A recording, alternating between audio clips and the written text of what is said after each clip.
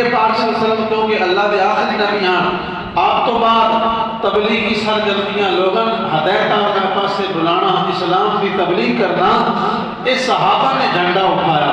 پھر صحابہ جب دنیا تو چلے گئے، پردہ فرما گئے، صحابہ تو بعد یہ جھنڈا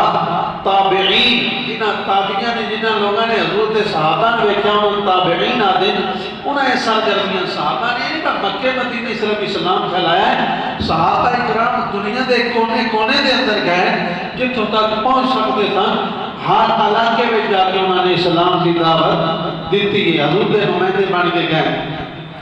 تابعین تو بعد تبع تابعین جنہ تابعین نو ویکھا ہے انہوں نے اسلام کی تبلیغ کا آغاز کر دیتا،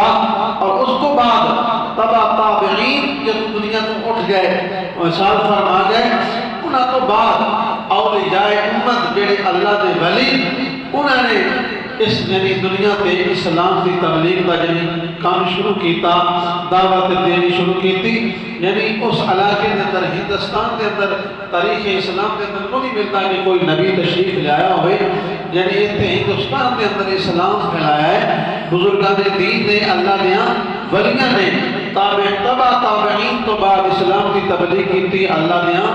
ولیاں نے، انہوں نے ساڑیاں بڑیاں کلمہ پڑھایا ہے، انہوں ساڑیاں بڑیاں اسلام بلایا، دعوت دیتی۔